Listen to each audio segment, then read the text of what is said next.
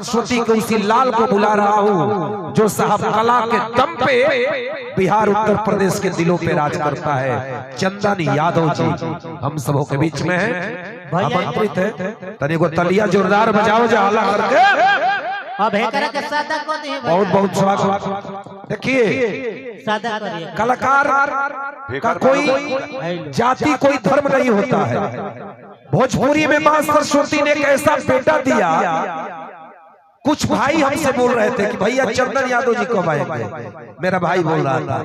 तो चंदन कहीं न कहीं अपने आवाज और अपने कला संगीत से गाजीपुर को भी पागल बना रहा है, गाजीपुर को इतना रहा है और गाजीपुर चंदन जी को मोहब्बत से सुनना चाह रहे हैं। और हिमांशु भैया के इस सरयू राय मेमोरियल पीजी कॉलेज में कृष्ण की ये प्यारी सी बांसुरी आई है। गजब के अंदाज में व्यवहार का धनी इंसान चंदन यादव जी का बहुत बहुत स्वागत है, बहुत बहुत अभिनंदन है। मैं माइक समर्पित करता हूँ। और निशा जी सॉरी सॉरी सॉरी एक ताली बजा दीजिए निशा पांडे जी हम सबों के बीच में।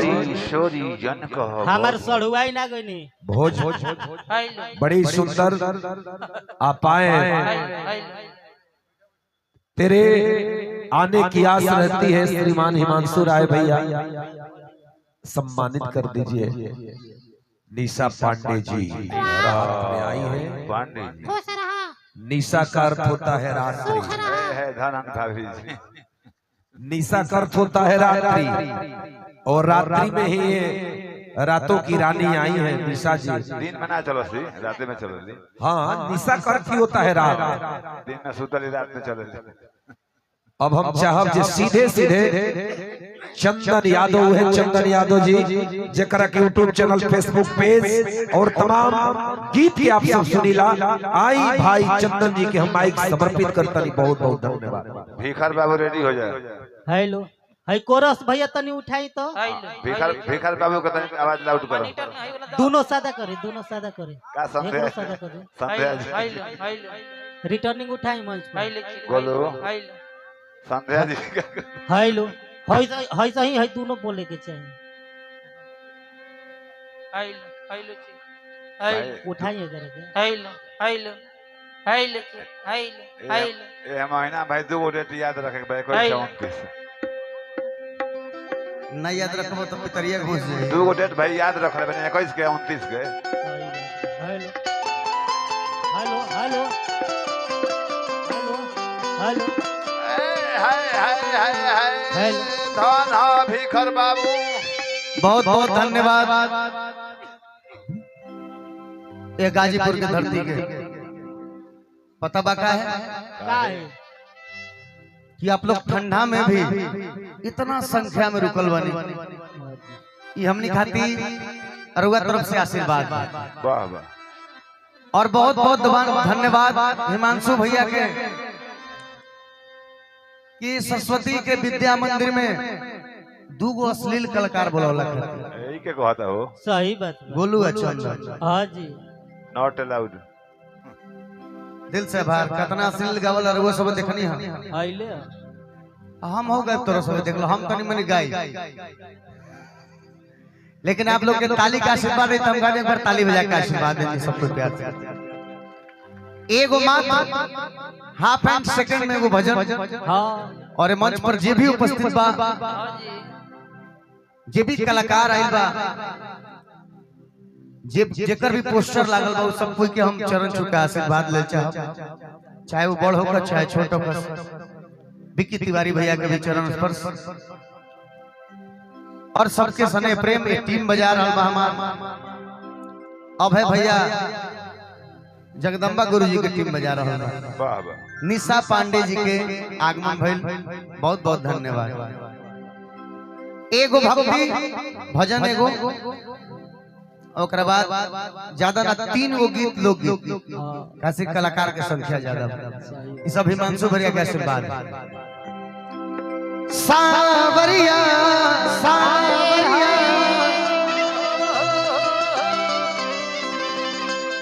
ए मोर सवरिया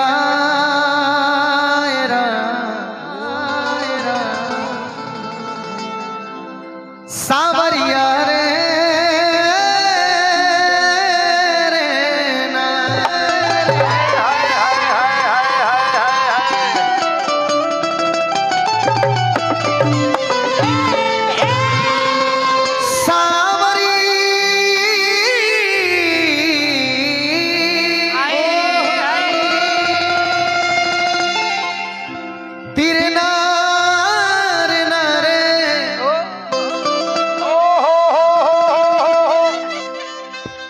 वक्रतुंड महाकाय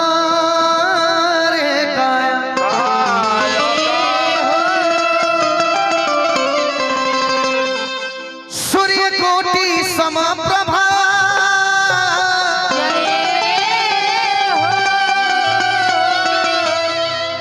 निर्विघ्नं कुरु मे देव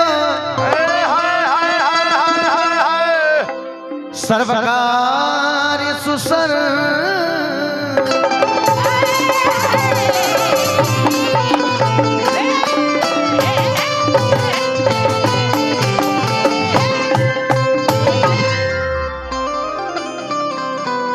मन से स्वागत बा आदरणीय बड़े भाई सतीश यादव जी के।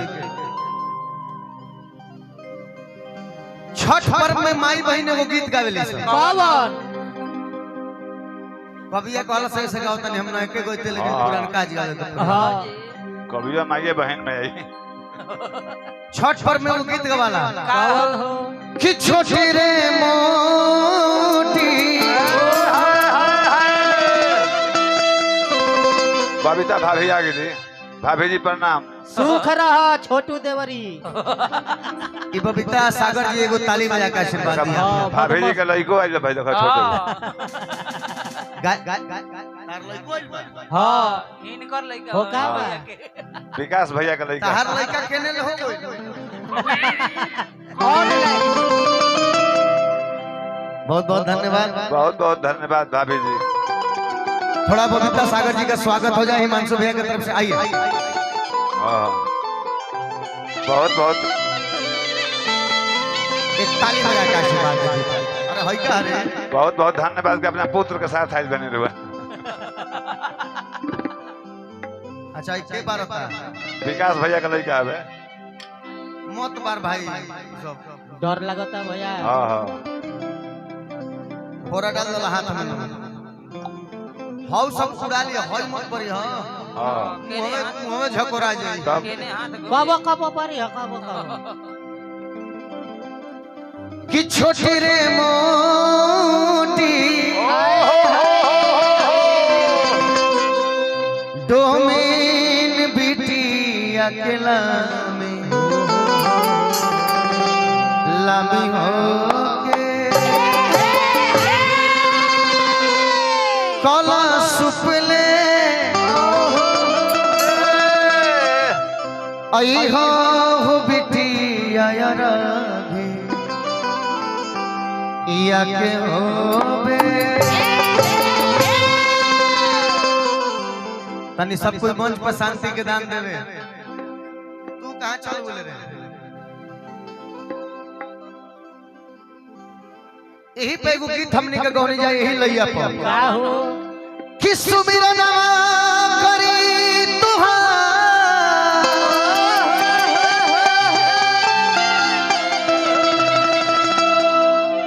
ये हमारे चप्पू बाबा के स्वागत बा। हम प्रणाम करो।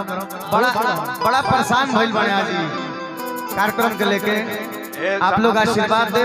ए चंदन चापू बाबा ना चापू बाबा। अच्छा चापू बाबा चमा कर चाप में कर पू क्षमा कर चाच आप में कर पू। बाबा जी बहुत बहुत धन्यवाद बाबा बहुत बहुत धन्यवाद। कि सुमिरनवा करी तुहार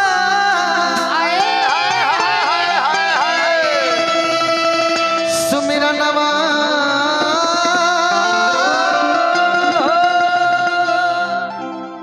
हरि करी तुहार केकर सुमिरन करता नहीं के कर ए तो गौरी के जय हो ए ललनवा ए बाबा बाबा सुमिरनवा करी तो हाय हाय जय हो चले चले के बार बार मुंह तक आओ तो लगे तार बात याद पड़ जाए। कहता हूँ वही याद रहे वही दवाई के काम करी कि गौरी केला लनवा ए बाबा सुमिरनवा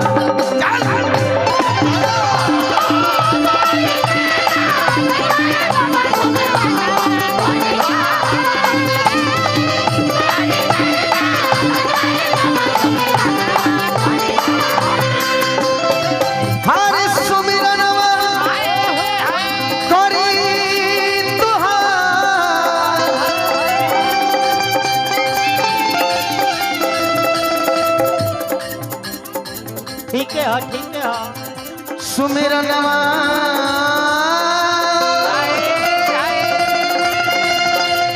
अरे करी तोहार गौर के बाबा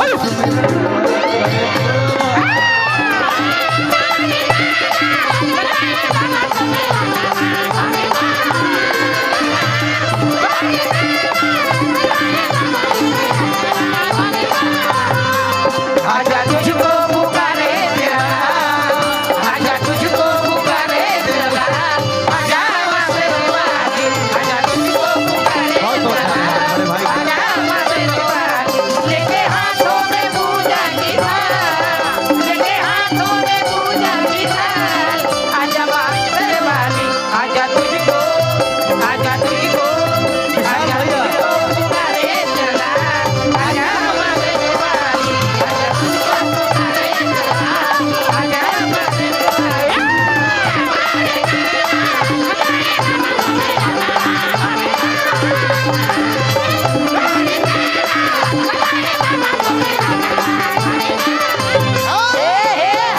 बड़े भाई विशाल सिंह जी गोरखपुर की तरफ से आशीर्वाद। भैया कोरा सभा उठावा मत बस 2 मिनट मेरी बात सुनिएगा।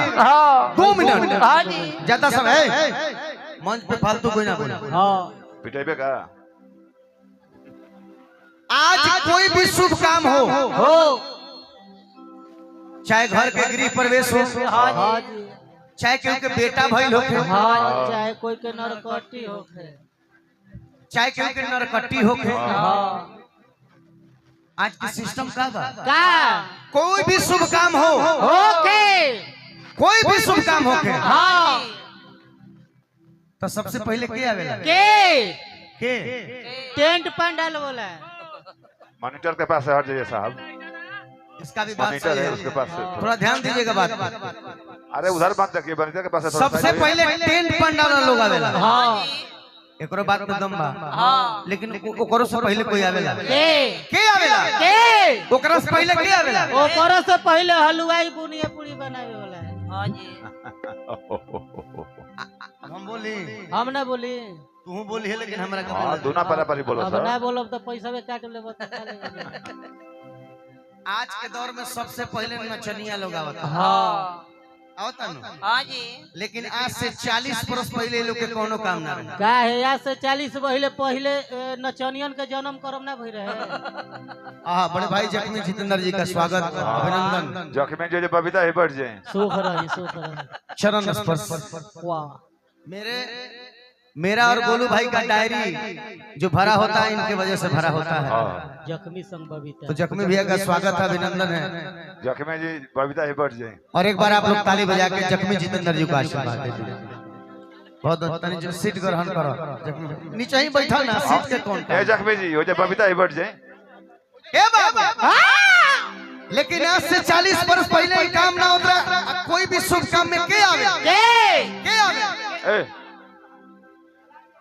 इशारा करब तू लोग समझ जाइए हाँ जी कोई ए हाला ना कोई भी शुभ काम होगा तो के आवे के चौक चक्कर धीना तीना। रुक ए छोटे बाबा शांति रुक जा कोई भी शुभ काम होगा तो के आवे के अरे मागो रे मागो, इसको कोई नहीं। हाय देखो एगो लकठू मुखिया आइलन वाह ऊपर ऊपर नीचे। अरे जी चितरकोट छाका लोग आवे हां अच्छा